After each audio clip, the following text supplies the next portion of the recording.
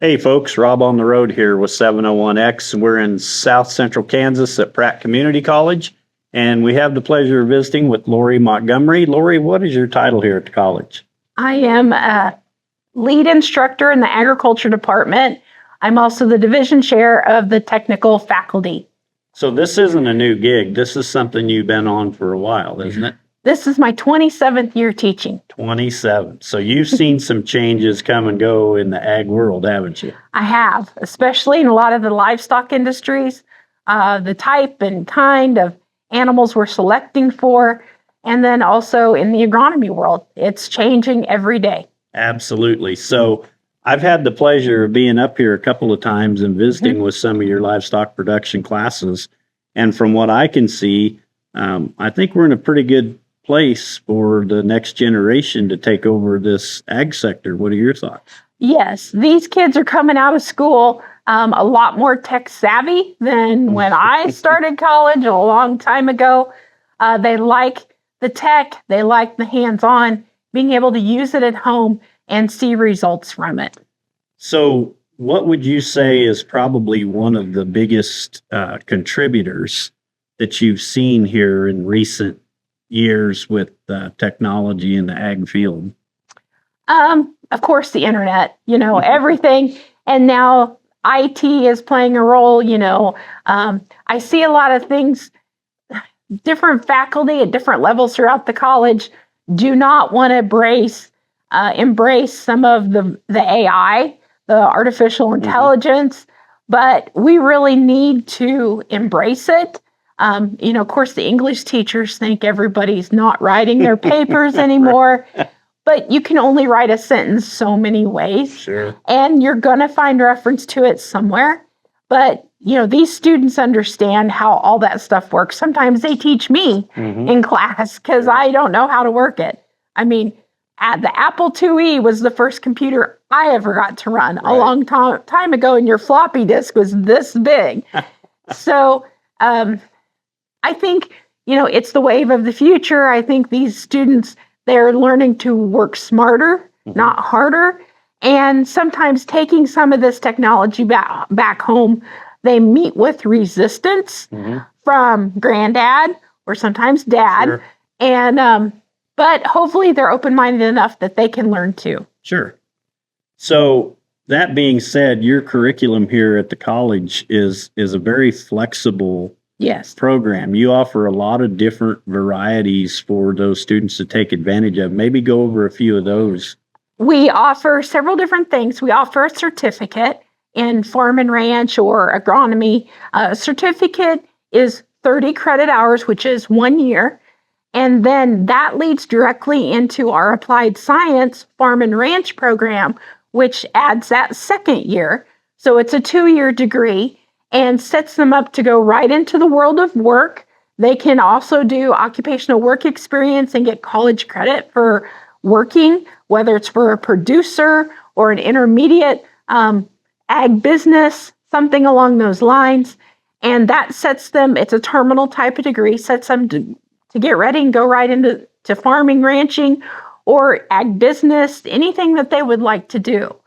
We also have Associate of Science degrees, which set them up to transfer to a 4-year school in things like agronomy, animal science, ag education, ag business, and econ. And we transfer students all over. I advise those students, we can get you, if you want to go to Texas, Oklahoma, Missouri, Nebraska, Colorado, anywhere, we can get you set up to go and take the best 60 credits that you have with you. And then we also have general studies degrees for students that may come in here not thinking ag was their area, but then choosing to go that route. And we want to use all the credits they've already acquired, whether that was even in high school. We have a lot of students that come in today with college credit while they're in high school. Yep, it's very popular. Yes, it is. So you're putting all those building blocks into place for them to either enter the workforce, go on for their 4-year bachelor's degree, or go into the associate science degree to apply that as well. Yeah, and maybe they even want to go on and get a master's. I see that a lot. Of course, you always have a lot of students that come in for pre-vet. And pre-vet is a very tough curriculum. It's a sorting curriculum. And those students that maybe can't handle the math or science then probably move on into an animal science type of degree.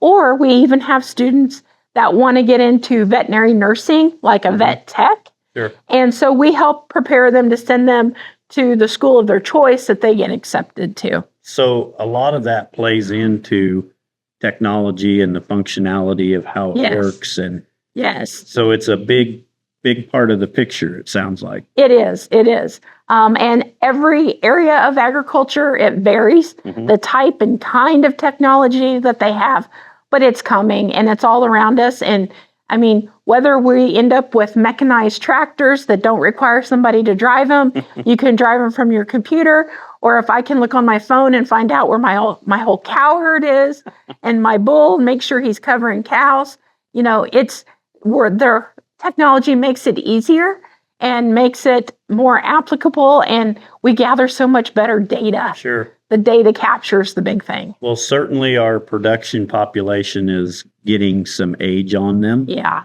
And fewer and fewer are doing more and more. So the need for that technology to bridge that gap, if you will, Yes. and then to fix part of the absence of labor available. Right. That used to be very plentiful.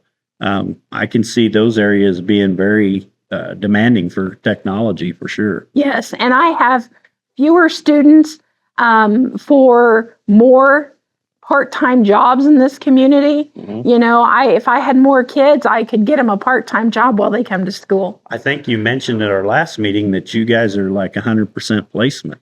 Yes, everybody that wants a job here can get a job even when they graduate, or if they choose to transfer. Everyone is employed. Whether that means they're going home to the farm or the ranch, or they're going to work for a neighbor, or they have a company already lined up. But yes, everybody's employed. So that to me speaks volumes of your program here, that you're able to accomplish that and set these kids on a path, if you will, Yes. to go whatever direction they really want to. Yes, that's our goal. We try to do that. Oh, good deal. Well, Lori, we appreciate your time. We appreciate you sitting down and visiting with us. But keep in mind that at the community college level, there's a lot of opportunity. Yes. And very flexible depending on what you want to do with that and go from there. So for now, we'll wrap it up with that and say thanks again, and we'll see you all down the trail. Thank you.